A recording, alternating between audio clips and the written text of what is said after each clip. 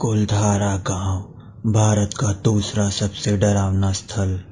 कुलधारा, जिसके आसपास के 43 गांव एक रात में वीरान हो गए और 170 साल से वीरान है।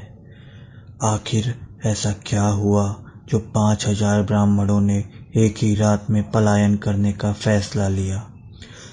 कुलधारा राजस्थान के जैसलमेर में स्थित एक गांव है जिसे पालीवाल ब्राह्मण ने बसाया था।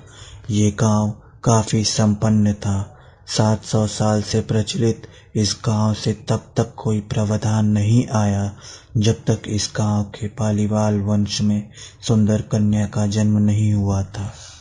प्रथा के अनुसार मुखिया उसी वंश से चुना जाना था, पर उस गांव के लोग स्त्री को मुखिया के रूप में स्वीकार नहीं कर रहे थे। तब इस विवाद को सुलझाने के लिए तत्कालीन राजा के मंत्री सलीम सिंह आए, पर वह उस स्त्री पर मोहित हो गए और उन्होंने विवाह का प्रस्ताव रखा, परंतु उन्हें नकार दिया गया, जिसे उन्होंने अपना अपमान समझा और इस गांव को बर्बाद करने की धमकी दी।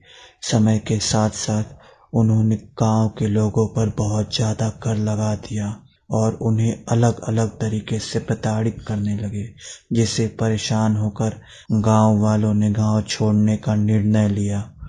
लेकिन दिन के रेगिस्तान की गर्मी में पलायन करना मौत को आमंत्रण देने जैसा था, इसलिए उन्होंने पूर्णमासी की ठंडी रात तक का इंतजार किया और रातों रात पूरा कुलधारा और आसपास के 43 गांव खाली हो गए। और जाते जाते उन लोगों ने श्राप दिया कि यहाँ कोई गांव कभी नहीं बस पाएगा। ये गांव आज भी वीरान है। जैसे जैसे इस गांव के किस्से प्रचलित हुए, ये पर्यटकों के आकर्षण का केंद्र बना और अफवाहों ने जन्म लिया और इसे भूत प्रेत से जोड़ा जाने लगा। भले ही ये गांव वीरान और रहस्यों से भरा है, परंतु ये काफी लोकप्रिय पर्यटक स्थल बन गया है। पर आज भी इस गांव में रात में रुकने की किसी की हिम्मत नहीं होती।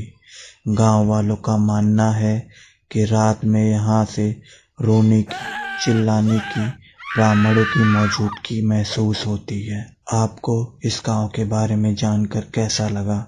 अपने विचार कमेंट में जरूर बताएं। धन्यवाद।